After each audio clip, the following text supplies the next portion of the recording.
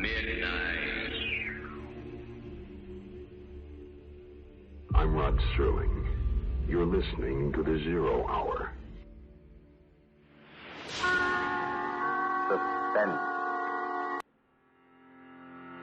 I'm the Whistler. Yours truly, Johnny Dollar. Who is it? The Fat Man. Present The Man Called X. The Mysterious Traveler. Another journey into the realm of the strange and terrifying. I hope you will enjoy the trip, that it will thrill you a little and chill you a little. So settle back, get a good grip on your nerves. Where are we going? You'll find out when we get there.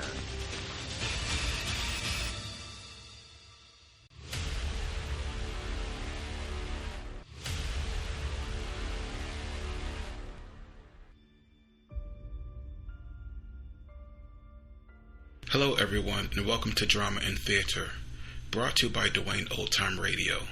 Drama and Theater features some of the best programs from the golden age of radio, including Escape, The Fat Man, Suspense, The Whistler, 0 Hour, Yours Truly, Johnny Dollar, and many, many more. Before we start today's drama, if you enjoy what I'm doing, let me ask you to subscribe to my channel. Subscribing is 100% free, and you will receive notifications on new posts. Lastly, if you have a moment, write a short 1 or 2 sentence review or give a rating on your preferred podcast service. A positive review or rating would help me out a lot. And now, on to the drama. And thank you for your support, as always. Hope you enjoy. This week we are going to listen to CBS Radio Mystery Theater. The episode is titled The Bullet. This episode first aired January 8th, 1974. The Bullet was written especially for the CBS Radio Mystery Theater by Sam Dan and stars Larry Haines. I shall be back shortly with Act 1.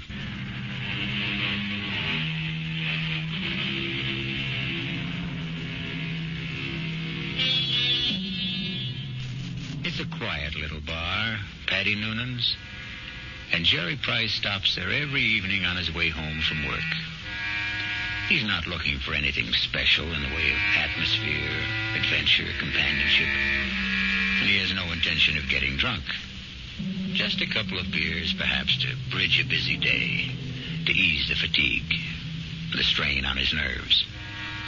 In the comfortable half-light of Paddy Noonan's, the world outside becomes vague, distant, especially when Old Man O'Rourke is holding forth. And he lay there, his head against the barricade, and the blood from him falling soft upon the pavements. I looked in his face, and I could see his death was upon him. "'Tis a bitter thing," I said, "to die at 17. And for a moment his darkening eyes held mine. And with his last strength he said, "'Tis a sweet thing to die for Ireland." Sweet indeed, Mr. O'Rourke. Any calls for one on the house? I thank you, Paddy Noonan. I see Jerry Price. Excuse me. Good evening, Jerry. Hi. I didn't notice you come in. Well, when Old Man O'Rourke's in form, you don't see anybody, Paddy. The old man there, he carries his war. I know I carry mine. You ever think of yours, Jerry? No, never. Never? Don't. The day I came home from Vietnam, I put away the uniform.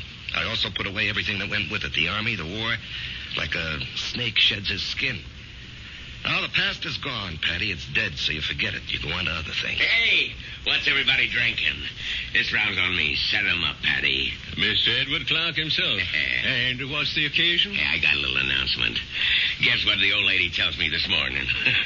Number 10 is on its way. Oh, at that event, the round must be on the house, Mr. Clark. Just a quick one, Paddy. Hey, I got the truck outside. What are you hoping for this time, Ed, boy or girl? Let's see. What do I got now? 4 boys and 5... No, I got 5 boys and 4... who can keep them straight? All I know is I'm always tripping over somebody. Yeah. 10 kids in 12 years. Well, you can't tell me it isn't exciting to hear there's going to be a new baby. Oh, yeah. I know it's going to be a kid that'll wet its pants and keep me up half the night. It's another mouth I got to feed. Yeah, well, guys, I got to ride. I'll see you tomorrow. You know, Betty, it's funny. People who don't want kids, can't stand kids, can't afford them, can't raise them, they can't help getting kids. Whereas, oh, well, guess there just isn't any justice in this world. Well, there may be no justice, Jerry, but there's always hope. How long have you been married? Right after I got out of the Army, it'll be 9 years. A fellow used to come in here, and they were married 15 years before they had their first. Am I really out of the Army 9 years? Tell me, Patty, you're an old philosopher. Where does it go, huh? Down the hatch and try another. Yeah, don't mind if I do. Oh, wait on a paying customer first. Where? The fella standing at the end of the bar. What are you saying, Jerry? There's nobody standing at the end of it. In the brown hat and a raincoat. Now, Jerry, what are you saying? I know. That's Paul. Tell me, what's the matter, Jerry? Paul. Jerry, listen to me. There's nobody. Paul. Hey, he was just standing here. Where'd he go? Where is he? Jerry, where is who? Are you all right, Jerry? Yeah. Yeah, I'm all right. But I saw him. Who? Oh, a guy I was in the Army with. The two of you. Were you close? He was my buddy. Well, when was the last time you saw him in person? The night he was killed. Have you ever seen him again? Like you thought you did just now? No, this is the first time. Well, maybe you need a rest, Jerry. Eddie, why now? Why tonight after all these years? Well, you say you saw him last the night he died in battle. Well, the sight of him dead must have stayed with you always. But that's not how I just saw him, Patty. He wasn't in uniform. He was in civilian clothes. You might have pictured him as he looked at a happier time. I never saw him in civilian clothes. We met in the Army. And, Patty, I didn't see him as he was then. We were both kids, about 20. I saw him the way he'd look today, about 30. His face was more mature. Jerry, are you sure he's dead? He is dead, Patty. I just saw him.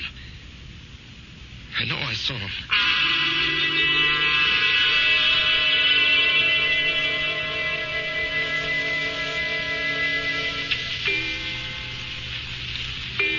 Jerry, it's after midnight. Oh, I'm not finished, honey. I got to clean up these reports, Marge.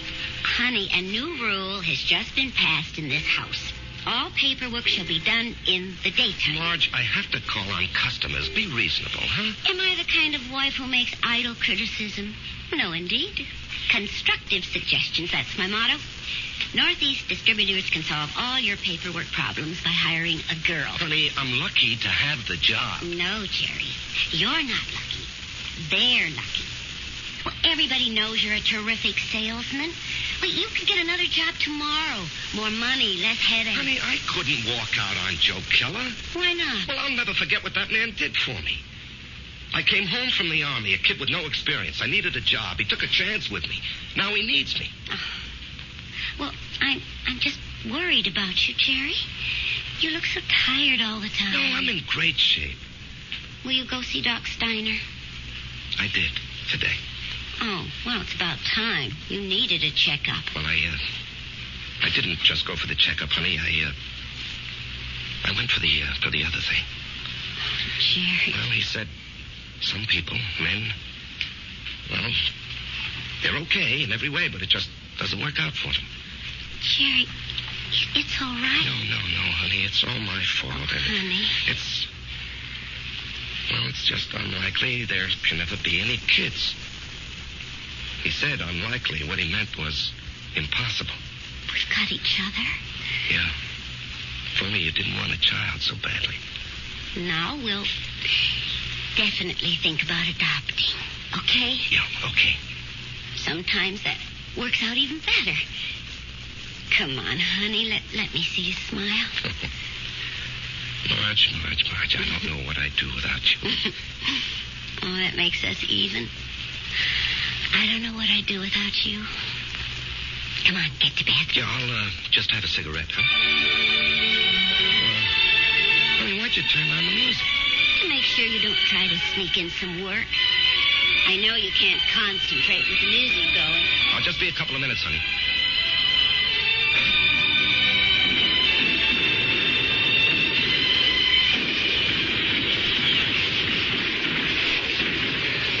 Halt! Let's hear that password. Paul, is that you? Jerry.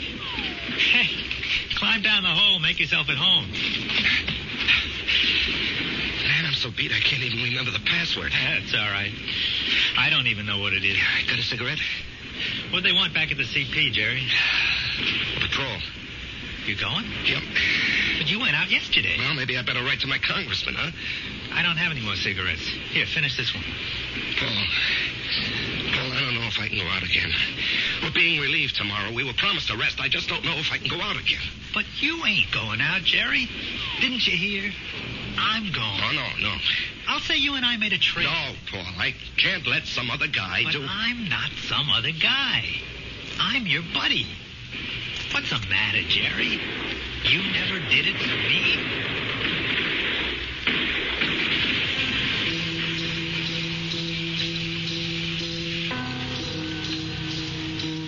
Can I have a drag on that butt, Jerry?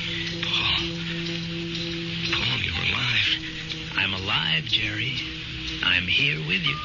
In your living room. No, you can't be here. I went out afterward. I found your body. I carried it back. Maybe it wasn't you. It was me. But you were dead. You were killed.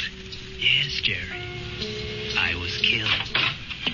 Jerry, will you turn that radio off and come to bed? Marge, he's here. Who's here? Can't you see him? Jerry, I don't see anyone. Paul, why can't she see you? She will. They all will. When? Later. I have to go now, Jerry. No, Paul. Paul, tell her. Jerry. She'll think I'm crazy, Paul. Paul. He's gone, Marge. He's gone. Jerry, honey, what's going on here? Marge, he was here. He was right here. Now, you got to believe that. I'm not drunk, and I'm not crazy. I believe you. I believe you, Jerry. Now, here, just sit down. Don't do anything. Don't say anything.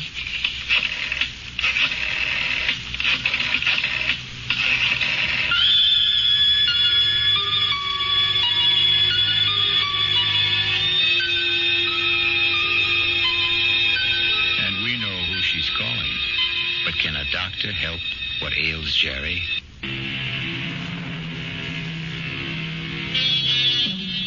And now, Act 2 of The Bullet. Let us trace the path of the bullet. We have a worried Marge, a concerned Dr. Steiner, and a distracted Jerry. Tell me about this man, Paul, you called him Jerry. I said we were buddies, Doctor. That tells it all. Jerry, please don't be so hostile. Dr. Steiner's only trying to help. You were buddies. You came back alive and he didn't. Yo. There's an extensive medical literature on the subject. Oh, I'm sure there is. Jerry. I'm not being hostile, Marge. I know I saw him. Of course you saw him. Well, finally. But that doesn't mean he was there. You see, Jerry, the death of a wartime comrade remains an eternal reproach. All who survive are sentenced forever to feelings of guilt. No. Doctor, the wars are fought by kids in foxholes. The literature is written by doctors and authors. That's hardly fair, Jerry. I'm the authority on war, Doctor, because I was a kid in a foxhole, and I don't feel guilty about my buddy. You don't? No. Tell me why. No, you wouldn't believe it. Try me. All right. You see, there's a bullet, and it's designed especially for you. And if it's your bullet, it'll find you no matter where you are. You can't evade it. You can't avoid it. It was meant for you. It was meant to be. You and the bullet. Both of you were dust, originally. You were dust because the Bible says so. And the bullet was also just dust in the ground. Well, that bullet was mined and refined and cast into metal. It was shaped into a slug and joined with a shell. It was one of billions of bullets, but it was yours. All yours. And at the right time, there'd be a tremendous explosion of gases in a narrow chamber. And the bullet would be torn loose from the shell case and spun around the grooves of a gun barrel and hurled through space. This is the bullet you don't hear. You don't hear it, Doctor. You don't hear it whine past your ear or ping off a rock or thwack against a tree. That's because it's your very own bullet. It's coming to meet you, or you're going to meet it. It's been arranged. You see? It's an appointment that can never be broken. The dust that had become the bullet would encounter the dust that had become you. And after a while, both of you would become dust once again and return to the ground. Your original home. Jerry, I know you're overworked, you're overwrought, you're overtired. I keep telling him to slow down. Okay. I know I'm under a strain. I know I'm working too hard, but what can I do? Jerry, try to understand. Right now, you're having what is popularly known as a nervous breakdown. This alleged visitor from another world. I say he's an illusion. I say you have subconscious feelings about him which you're not aware of. And I say they burst through because of heavy pressure on your nervous system. Yeah, I knew you'd say that. Prove me wrong. How? Go away. Get out from under. Rest a while. Relax.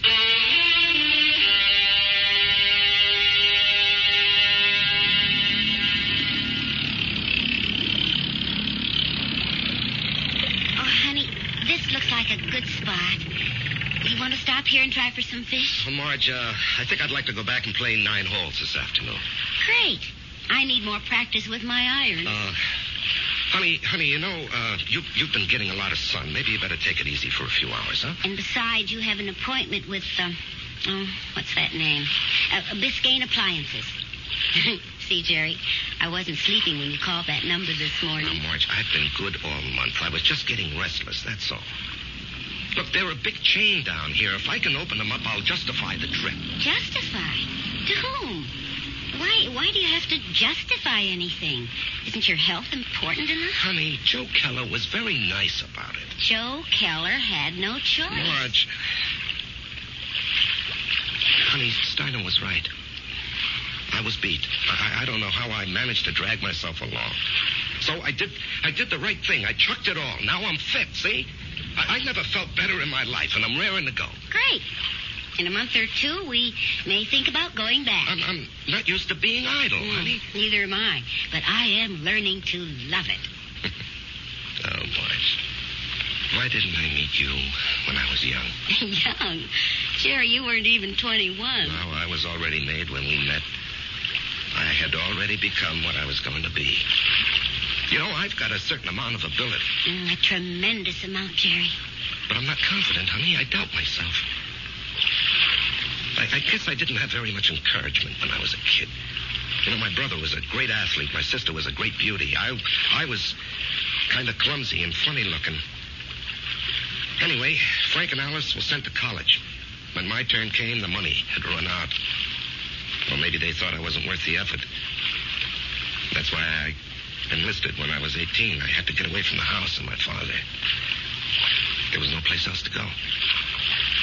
You never told me this, honey. I decided if I ever had a kid, I'd never make jokes at his expense or tear him down in any way. I know how these things cut inside where it doesn't show. I would do everything to build him up and give him confidence. I will never have any real confidence, Marge. Oh, yes, you will. No, baby. You won't get it from a pep talk. I think we can go back home now, Marge. All right, on one condition. You'll just have to slow down. I promise. And, honey, there's only one way you can really slow down. And that's to get a partnership from Joe Keller. Now, Marge. Don't you deserve it? Of course I do. Well, we're going to adopt a child, which means I'll quit my job, and you're not going to spend time on the road. That kid will need both of us, won't he? Yes, honey, he will. Then we need that partnership, don't we?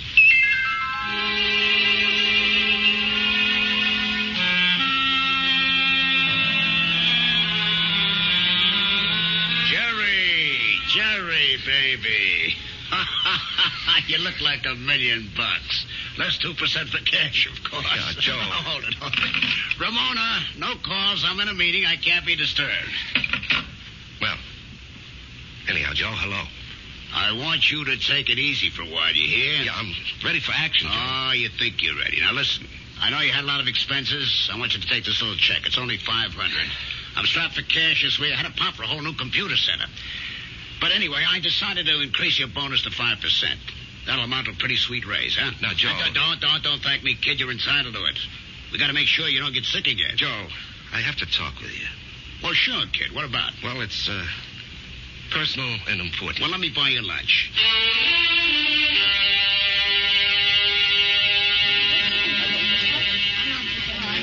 Well, Jerry, what are we going to talk about? I'm fresh out of polite conversation. Joe,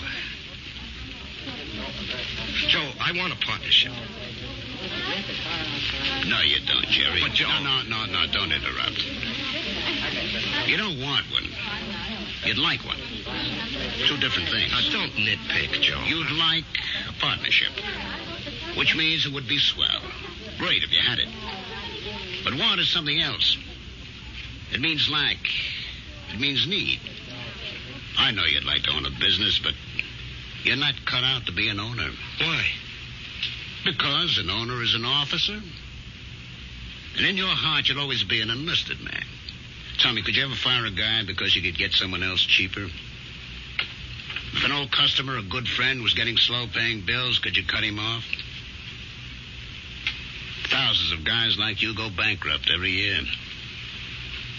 You're nice, sweet, big-hearted. But you don't have the guts business needs. Well, I'd like to remind you of the volume I sell. I know it to the penny, Jerry, and you're well paid for it. Well, I'm worth more now. You are. You got a sweet raise this morning. Joe, don't think I'm not grateful. You gave me my first break. But I think I can do better elsewhere. Where? Anywhere. Consolidated, Freeman and Singer. Should I go down the list? Oh, they'd love to have you, Jerry. What'll they pay? They handle the nationally advertised brands. What'll you be, their glorified order taker? They don't need your full selling ability, so they don't have to pay you full price for it. Sure, with me, you push out all the schlock. It's rough, but you get top dollar. There's 20 outfits like mine. They grab you tomorrow, but where's the improvement? They won't pay you more. At least here, you got 9 years equity in a pension plan. You and me are used to each other. Besides, I really like you. Yeah. Sometimes I feel like a father to you, Jerry.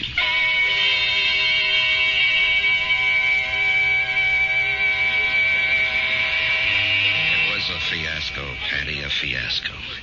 And how do I break it to March? Oh, what's it all about, Jerry? Well, at least I don't have to put up with Ed Clark tonight. I think I'd punch him right in the mouth.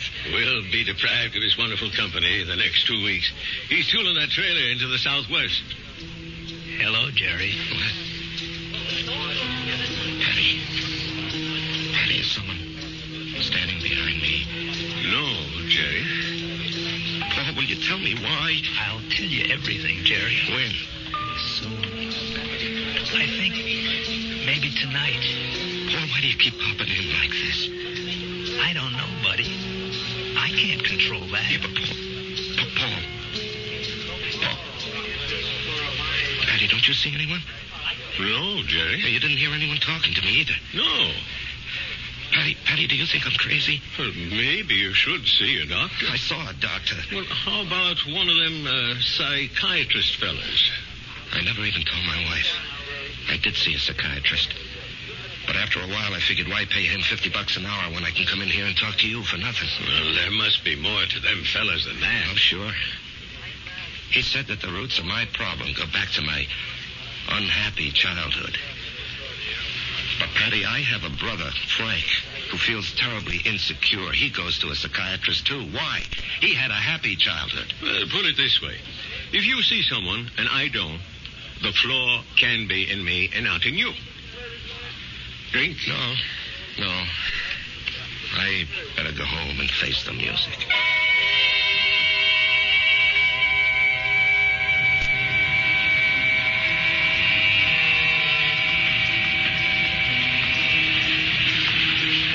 Jerry? Oh. Let's go someplace and talk. Where? Let's go to the parking lot. Sit in your car. It's cold. you, will it? Not yet. Turn the heater on for yourself. When will everyone else be able to see you, Paul? In 2 weeks. Oh, that's great. No, it ain't. Why not? Because you'll be dead.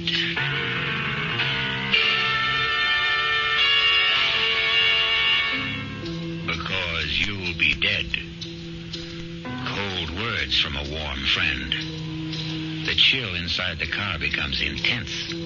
But Jerry knows there's no point in turning on the heater. We'll rejoin these two friends when I...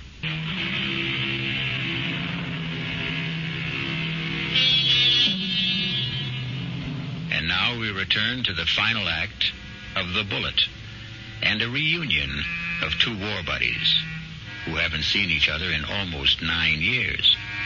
Jerry Price, who is alive, and Paul Gardner, who is dead. The heater in this car doesn't do much good. You're shivering. Why am I going to be dead, Paul? Remember the night I went out on the patrol? Yeah, I'll remember that night as long as I live. I completed my job. I was headed back. And then I felt something smash against my head. And I knew I just met the bullet. You know, the bullet we used to talk about? I bet you don't remember. No, I remember. I felt it slam into me. And then I didn't know anything anymore. Yeah, well, when the guys told me, I went out to get you, Paul. Yeah, I might have known you would. 1 minute, I was moving through a rice paddy. And the next minute, I'm sitting in an office. And I knew a lot of time had gone by. Don't ask me how. I knew, that's all. A man was talking to me. What kind of man? You know the type that's a clerk in the government or a big corporation, fussy, self-important. Everything's got to be in the right place. He doesn't even look at me. He's got a piece of paper. He says, Paul Gardner, you're going back. You should not have died that night. The computation was for you to survive. The plan was for you to marry a girl named Marjorie Stone. I married Marjorie Stone? Yeah. I told the guy, I want no part of it. And he gives me a look, this clerk does, like he couldn't care less about me or you or anybody else. And he says, come with me. He leads me to a door. It opens. And all I can hear is a hum and a clicking. And all I can see is a computer. I mean, there's no end to the thing. That's all you can see is computer. And he says, there it is, friend. City Hall. Go fight it. By this time, I'm shaking. That machine scared the pants off me. You couldn't see the top nor the bottom of it. There was no end to it, just a machine wherever the eye could see. Well, then what happened? This clerk, he tells me there's a plan. A capital P plan. It calls for me to come home. Not you. Yeah, well, maybe that's fair, Paul. You were always the better man. No. You got more on the ball. You never got a break, that's all. I had the chance to go to school, become somebody. I could have gone into the old man's business, become the biggest hardware dealer in Atlanta. You and me. We both run away to join the army. You because you had nothing. Me because I had everything. But why are you coming back? Because Marge and I are supposed to have a boy. A certain kind of a boy.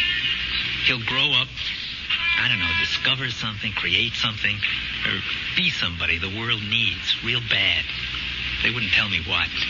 Anyhow, 40, 50 years from now, he has to be here. And of all the millions of men and women, he could only be born to me and Marge. When am I leaving? I told you. In 2 weeks. How? 9 o'clock at night. A trailer truck will go past Patty Noonan's saloon. Just as you're crossing the street. Why does it have to be like that? Because you don't know how careful these things are figured. You could get killed a million ways. But the plan calls for a truck driven by a guy named Ed Clark. Oh, yeah, I know Ed Clark. He doesn't have a good record, so it'll be easy to prove he's a careless driver.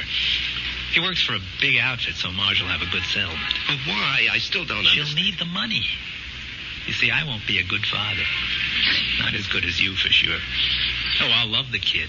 I'll love Marge, but I won't be there a lot. You know me. I have to keep moving. But if you know how important it is for the kid... I won't know. Once I'm alive, I won't remember any of this. Now, you say it's all figured out, maybe not. The human element. How can the machine predict Marge would go for you, huh? With all due respect, Jerry, did I ever have any trouble landing any dame I had my sights on? Well, with all due respect, I can't see Marge falling for your line of chatter. She will, Jerry. I'll be there when she's having a bad time. She'll be all alone. She'll need somebody. Things will take their natural course. Sure, she'll see through my line, but after a while she'll get to like it. I'm different. You're quiet. I raise hell. You let things eat at your insides, not me. I pop off. Maybe my way's no better in the long run.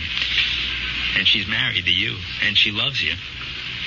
But deep in her heart, she loves my way better.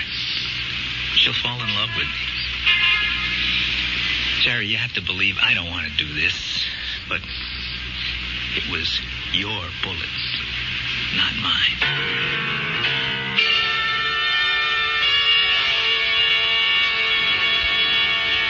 Jerry? What are you thinking about? Oh, a guy downstate wants to cancel a carload of refrigerators, so I'm figuring an approach. Didn't we agree we'll work at home? Yeah, well, honey, this is just thinking. Did you talk to Joe Keller about the partnership? Yeah. And? He said no. Did you give him notice? No, he gave me a raise. Oh. Okay. Marge. Why don't you mix us a drink? Honey, aren't you going to say anything? Mm-hmm. Don't put in too much ice. Marge, please, you don't understand. I understand. I married a certain kind of man. And you're stuck with him? No. I'll stick by him. Because I love him. Would you have wanted a guy who'd barge into Joe Keller's office and say, Joe, either give me half the joint or I'll open up across the street and run you out of business? Oh, come on, Answer me, Marge. I have to know. Well, maybe I did. Why didn't you marry him? He never showed up. So you settled for me? That's what's known as falling in love. Come on, honey, take me to the movies. No, I don't want to take you to the movies. Let's go downtown and see a play. But that's a lot of money. Are you going to worry about money? Now, look, this weekend, would you like to fly out to, say, Snow Valley and ski? Yeah, or how about Las Vegas, huh? Jerry, what's gotten into you? Honey, we're going to have 2 weeks of the most fantastic fun. Why 2 weeks? Oh, what's so special? You. Me. I just want to spend the rest of my life having a ball with you.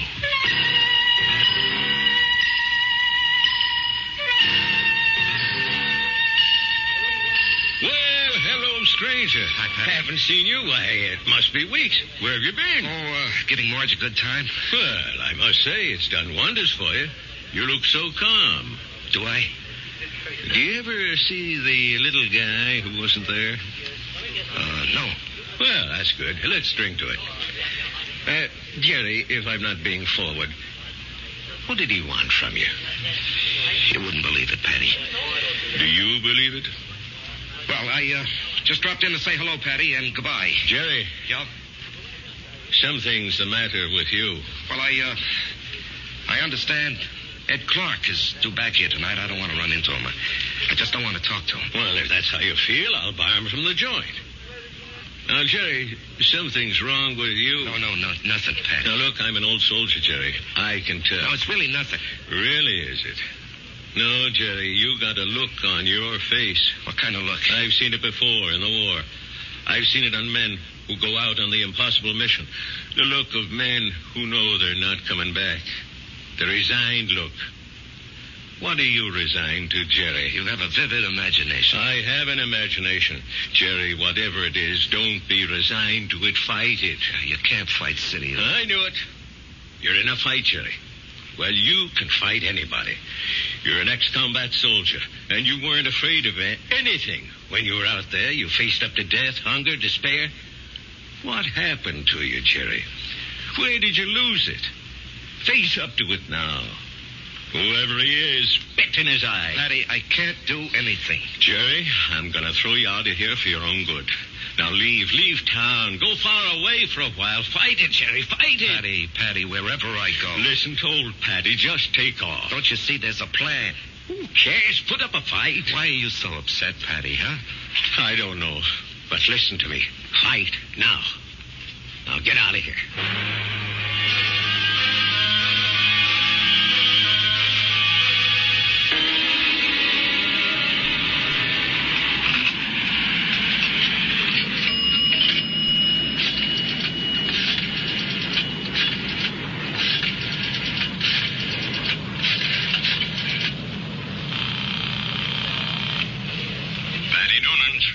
It's Jerry.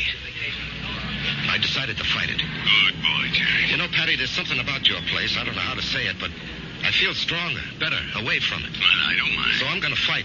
What have I got to lose, huh? Why should I do what he tells me? Why should I believe him? I don't know what it is, but I agree. I'll see you around, Patty. Universal Airlines, flight number 3 for Los Angeles and Mexico City, now boarding at gate 17. Who you calling, Jerry? Marge, I have to tell him. Jerry, don't do it this way.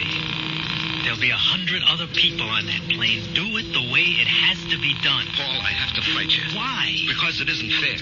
Was it fair for me to stop your bullet? Come on, Jerry. Ed Clark will be tooling by Patty's in less than an hour. Paul, I don't know if I have the nerve. I'll help you, buddy. I'll help you. Come on. Hello? Hello?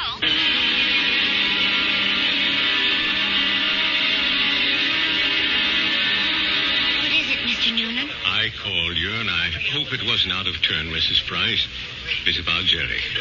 What about Jerry? He's sitting back there in a booth. Now, wait. Don't go to him yet. He's in trouble. Well, it can't be. We've had such a glorious 2 weeks. He's in trouble. Well, what kind of trouble? I don't know. We have to help him somehow. Is it that Buddy? I think so. Well, the time has come to lay that nonsense to rest once and for all. And I'm going to... That won't work. Agree with him. Show him anything he wants is okay with you. Don't fight him. Or we can give him his love. Hi, honey. Hi. Buy me a drink? Oh, sure. You know, I never knew you had those little gold highlights in your hair. Oh, I'm using a different bottle this week. I love you.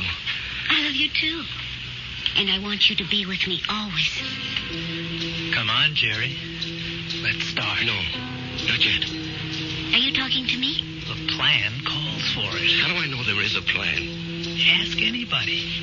Ask Marge. Jerry, what are you talking about? Marge, do you believe there's a plan that determines the actions of everybody in the whole world? No. You sure? I'm sure. Well, then how do you think things work out? Well, every which way. Come on, Jerry. It's time. No, I won't go. Where won't you go? Then, Marge, as far as you're concerned, there isn't any plan. Oh, well, what do you think, Jerry? No, that's not important. What do you think? Well, yes.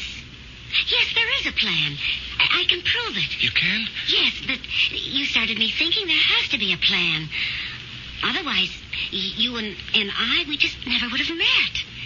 Remember that day? Yeah. You were taking cash at Ryman's drugstore. That's the only reason I walked in there. Well, I'd already given notice.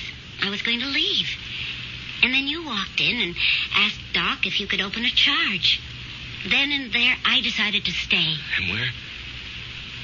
Where were you going? Oh, away. Pull up stakes. Why? Well, my folks were gone. My friends were married. The neighborhood had changed. The girl I went to school with had a father, a construction engineer. He'd been transferred. Well, she took a job in his new office, and she wrote and said she found a nice crowd. They needed secretaries down there. She could fix it up. Well, why not? I was set to go. But it was not to be. You came wandering into Ryman's. Obviously, there's a master plan that rules our lives.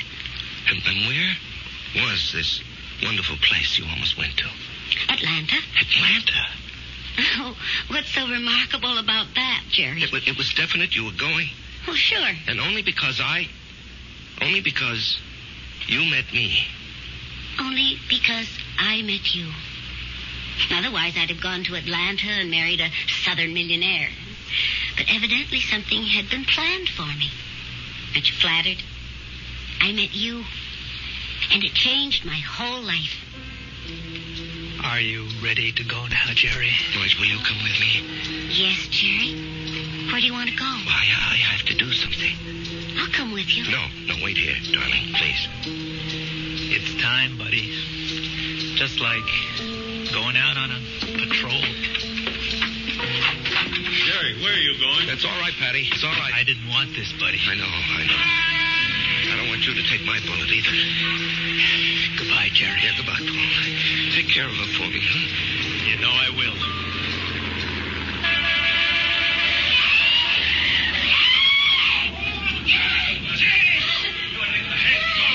Call the police. Get an ambulance. Oh, Jerry. Barry. He's dead. Here, you're cold. Let me throw this coat over you. She's gonna fade. It's all right. I've got her. We'll bring her into that bar where it's warm. Give her a little stimulant. It's all right. Everything will be all right. Everything will be... It'll be all right.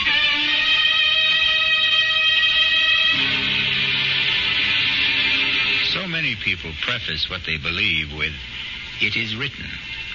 It is written in the stars. It is written on the wind. And for so many like Jerry, it is written on the bullet. I'll be back shortly.